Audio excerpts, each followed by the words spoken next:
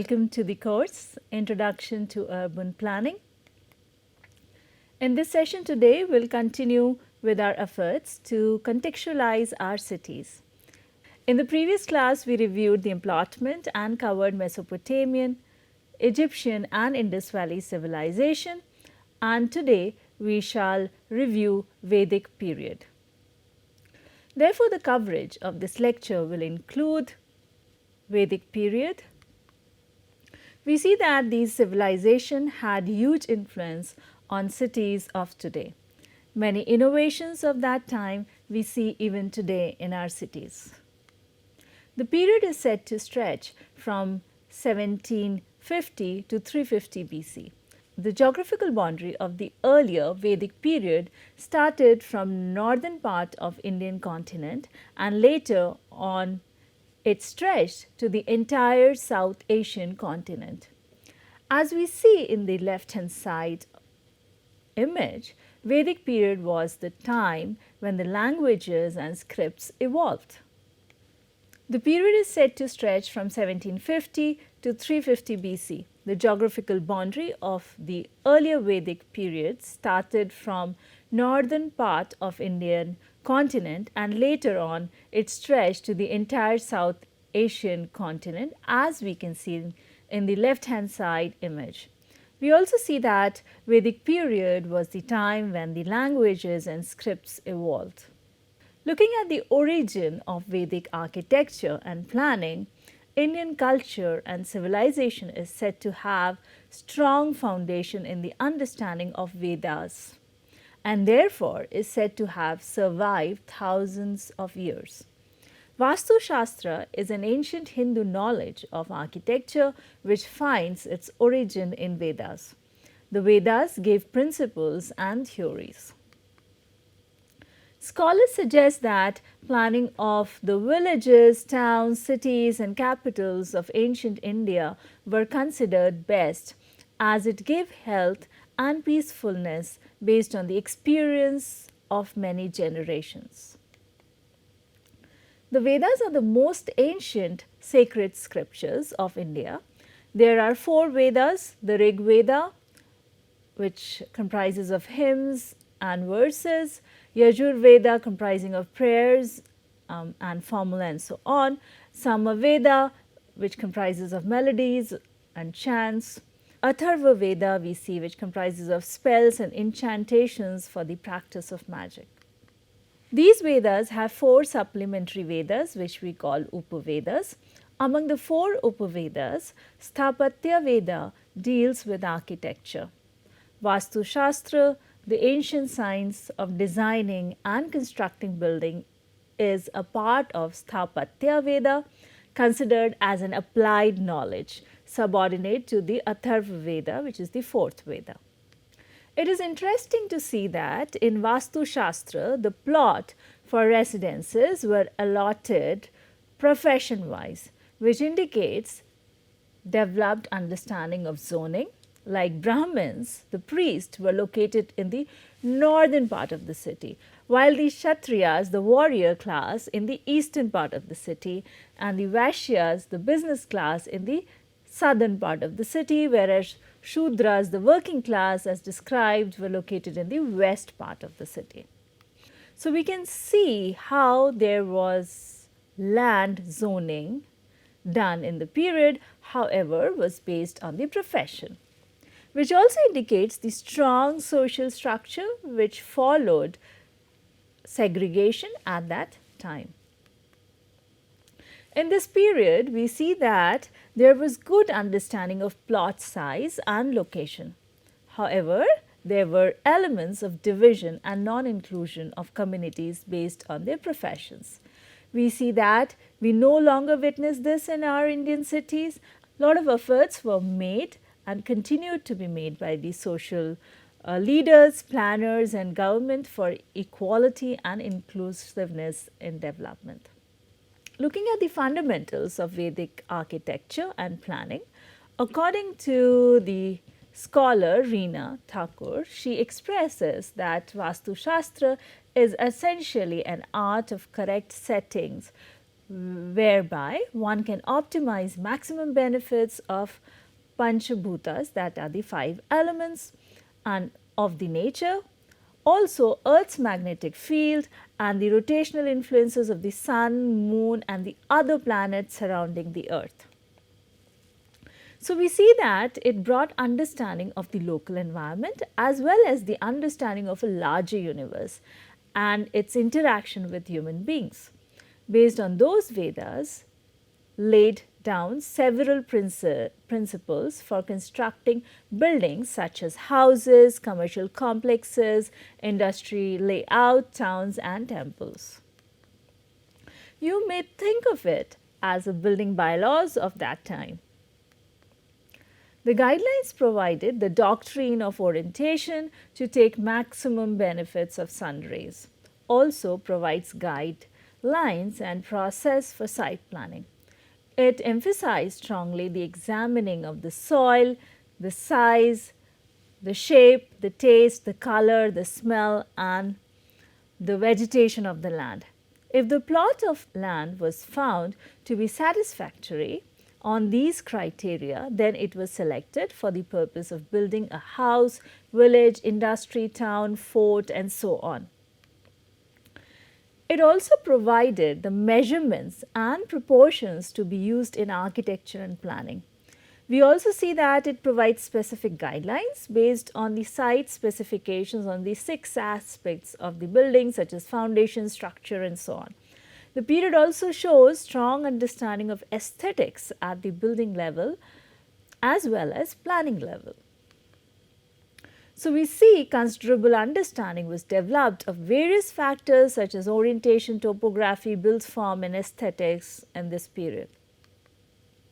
We also see understanding of measurement and proportion in the built form called mana to attain harmony in the built environment.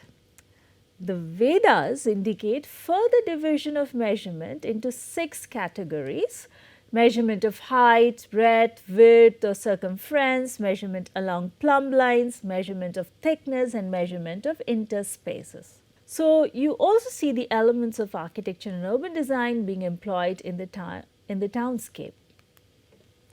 Aligned with the building construction guidelines, we see extensive details including foundation, which is the base, each having its associated terms like adhisthana, column, pada or stamba, entablature, prastara, ear or wings, karna, roof, shikhara and dome, stupi. Further, they developed formulas called ayadi to assess the qualities of the house called guna. These guidelines are termed as ayadi Sadvarga, the 6 canons of Vedic architecture. So, we see that they had guidelines for construction as well as had framework to measure the health of the built environment. We see that aesthetics was one of the key elements. It was attained through ornamentation, texture, flow, solemnity, symmetry, color, granularity, the interaction of sunlight and shadows, transcendence and harmony. Now, looking at the Vastu Purusa Mandala, Vastu Purusa Mandala is considered a model of the universe and provides the basis for architectural design. Here, Vastu means environment, site or building, and Purusha means men, and Mandala means diagram of the universe. It had metaphorical expression of the plan of the universe and depicted the link between people, building and nature. As a concept, it extended to include village, town, country and whole earth in all its manifestations. The theory from Vedas suggested that when a building is in a perfect state or order, it is viewed as a Purusha, the man of the universe, representing pure energy, soul or consciousness and a kind of creative intelligence in the universe. According to the theory, it is believed that Vastu Purusha is the form of human in a planned site, in a planned house, in a planned palace, in a planned village, in a planned city, which is characterized by the symbol of zodiac sign, constellation and planets. The Vastu Purusha Mandala theory was considered to be universal that it could be applied to an altar, a temple, a house, a city, or entire cosmos. It is worth noting that the relationship with the environment and the human being was much understood and respected in the period. The relationship was studied at the intermediate level and also at large scale level, considering the properties of the universe as a whole. However, in this period, human, in particular man, was seen to be in the center and not the environment. This may indicate the challenge of perspective at that period of man-centric approach. And also we see gender squareness in principles and approaches. The Vedas also gave the procedural understanding of town planning and all the factors which resulted in functional settlements, such as consideration of location, orientation, climate, water, protection, resources, and topography. Further, we see that Vedas also provided different types of plans based on topography of the site. Vastu Shastra recommends plans of 5 shapes for the towns: Chandura, which is square; Agatara, which means rectangle; Vrata, which means circle; Krata Vrata, which means elliptical; and Gola Vrata, which means full circle. A city resembling Vajra, Sukai, or a diamond, octagonal shaped, was suggested to be inauspicious.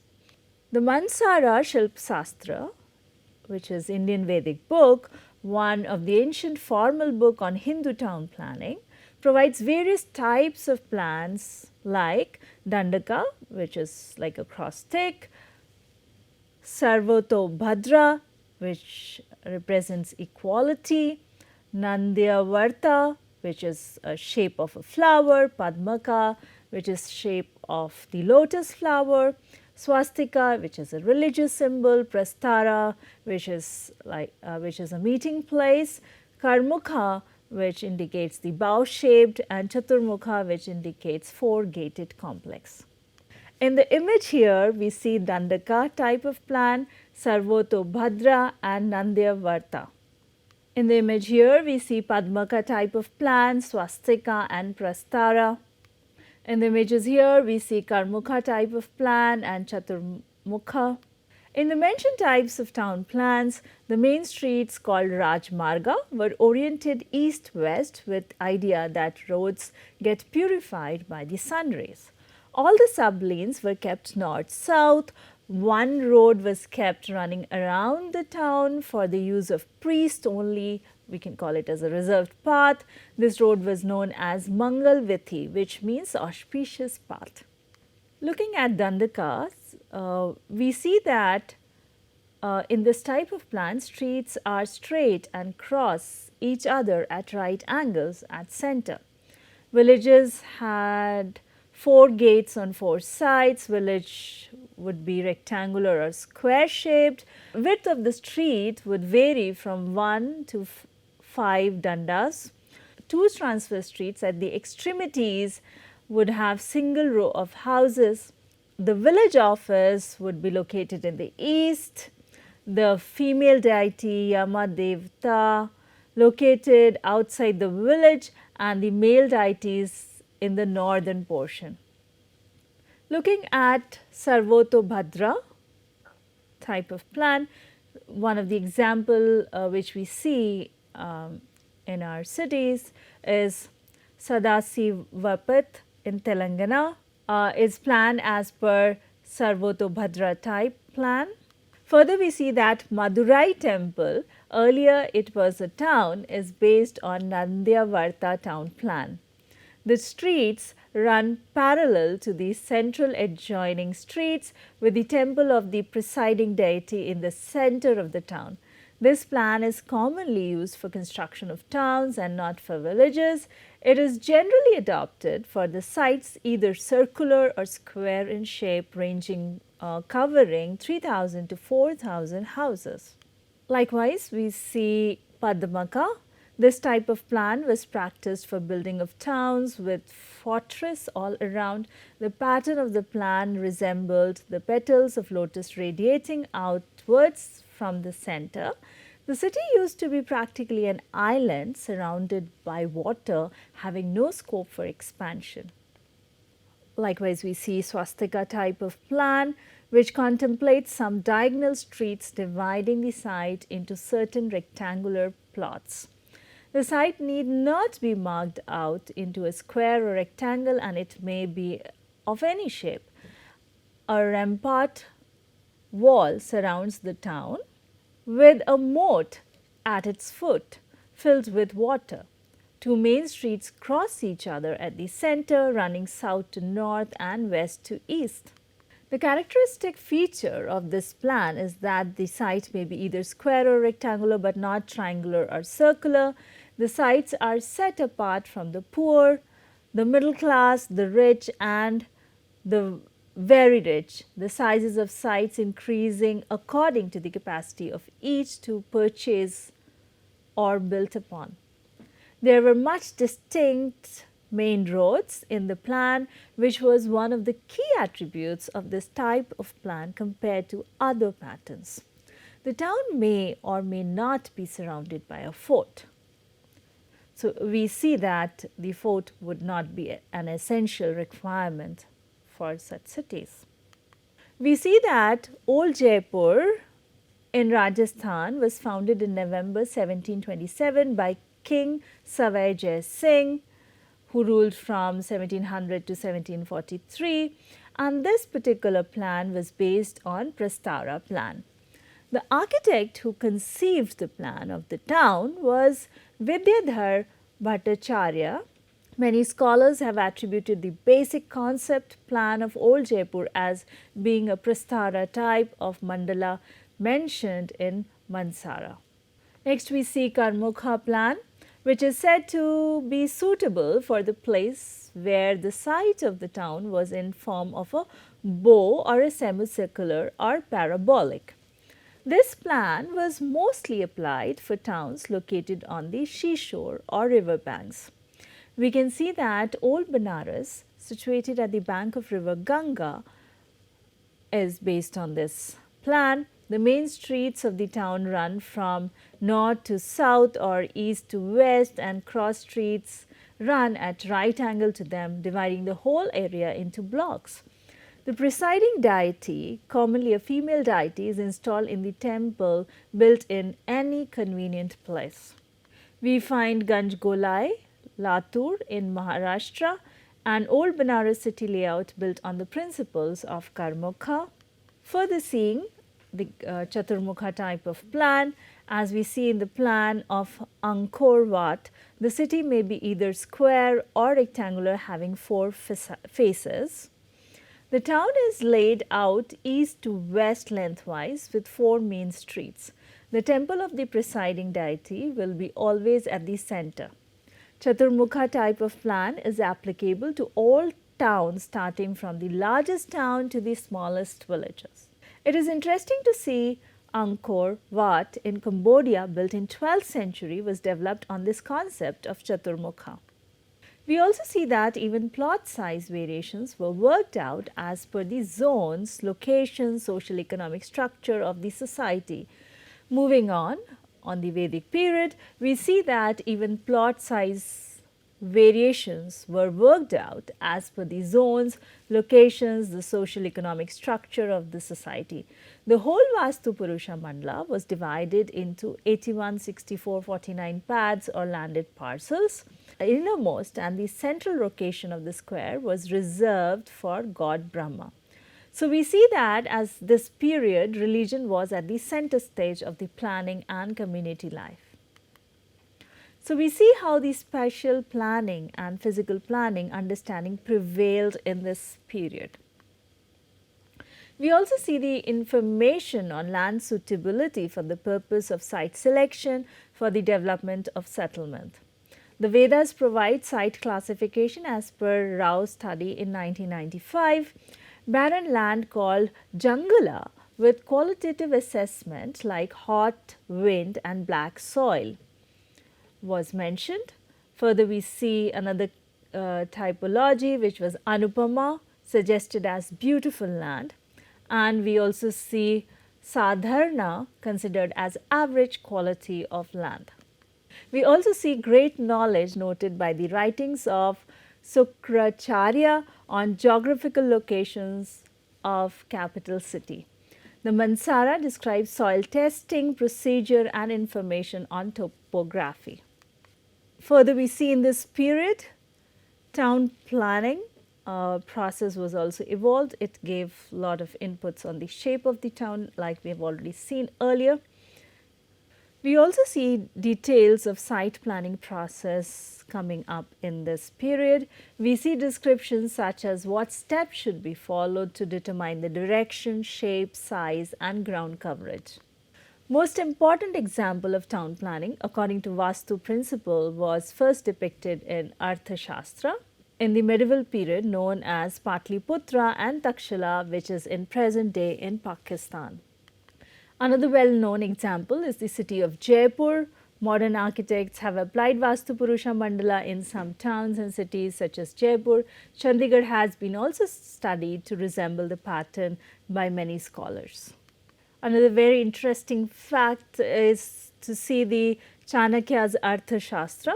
Arthashastra, which is an ancient Indian Sanskrit discourse on government, economic policy and military strategy, which was given by Chanakya. Chanakya was a philosopher, economist and statesman who wrote the Indian political treatise, the Arthashastra, which means economics. In this seminal work, he had compiled almost every aspect of what had been written in India up to that time regarding property, economics or material success. Arthashastra provided discourses on how the population should be handled, like it gave input on the congested town, where it highlighted that how the surplus population should be relocated in the new place and how the town should be positioned to help each other. We also see that in the current times that we plan countermagnets to diverge the population and to work in sync with each other. We see that these were discourses which addressed the current regional planning issues. We see that the Arthashastra also addressed the financing part. It talked about Sangrahan, collection, register and tax collector. Arthashastra talks about governance as well. We find word like Sarvatik, which was like appointed person among 200 villages, Dronamukh, chief among 400 villages and Sthaniya among 800 villages. As you can see in the diagram, it is very interesting to see the Arthashastra also address the issue of migrants. It acknowledges how they have to be supported by complete relaxation from paying taxes in the new settlement. It is interesting to note that there are descriptions of new villages in the land of ancient India, which talks about how the demographic profiles are. We see it describes like higher proportion of agriculturists and Shudras in the villages. The description also indicates the existence of the marketplace for the sale of goods received from traders on the highway. We also find use of terms dams which were constructed over rivers and nalas. So, we can see existence of these construction techniques in the period and usage of this for the agriculture purpose. We also see that temples and gardens were specified to be provided. Arrangements for the aged, the children and informal persons were also addressed, indicating the presence of guidelines for development and provisions of open spaces and accommodating differently abled persons, the way we follow guidelines today. It also addressed the focus area for economy, setting vision and perspective for the place. Like we see, it talks about how cereals and wells will grow if agriculturists are kept busy, and attempts should be made to protect and increase quarries, forests and canals. Arthashastra also provides input on town planning. It specifies as how the city should be located. It suggests the central location to facilitate trade and commerce.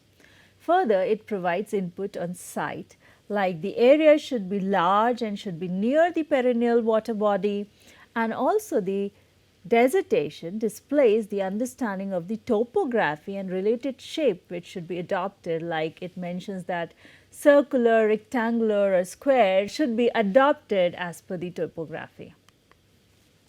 The document also indicates the need for spatial segregation of uses, such as separate areas for marketing different goods, and as per the protections concerns at that time, the document also provided guidelines for high wall around the town. Like it also gave the measurements like 6 dandas high and 12 dandas wide, and provision of layered moat system like 3 moats of 14, 12, 10 feet wide to be constructed 4 arm lengths apart, with the depth 3/4 of the width.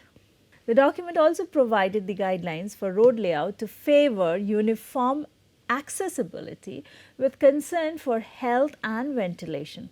Like it provided input on 3 east west and 3 north south roads should divide the towns, and the main road should be 8 dandas wide and other roads 4 dandas wide.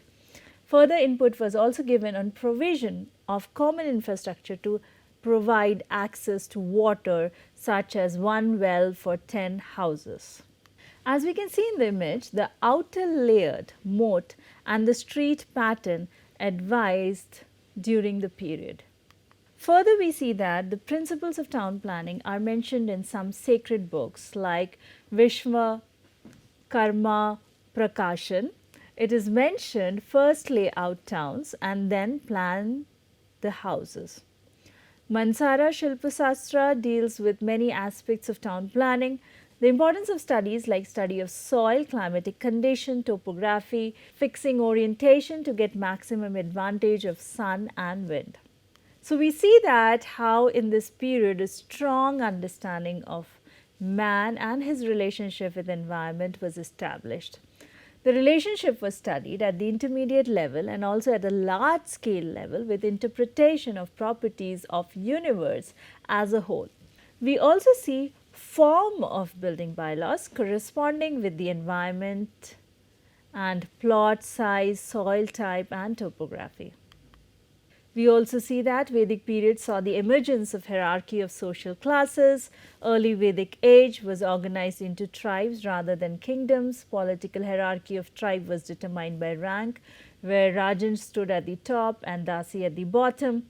The autonomy of Rajan was restricted by the tribal councils called Sabha and Samiti. In the later Vedic period, the tribes had consolidated into small kingdoms which had a capital and rudimentary administrative systems. Later Vedic age led to distancing of the Rajan from the people and the emergence of Varna hierarchy. The society was divided into 4 social groups: Brahmins, Kshatriyas, Vaishyas and Shudras. We further see economy in the Vedic period was sustained by combination of pastoralism and agriculture.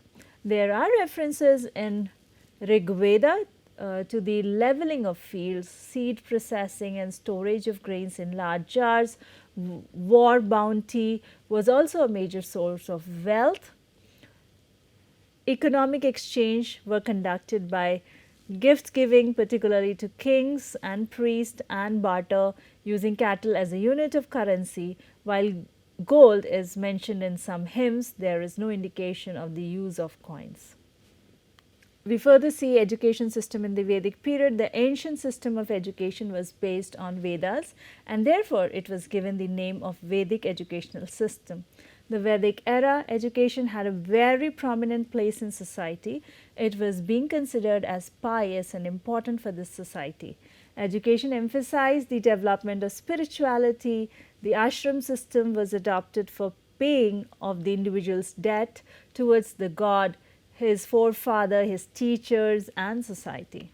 Ultimate objective as moksha or self-realization we see in the system.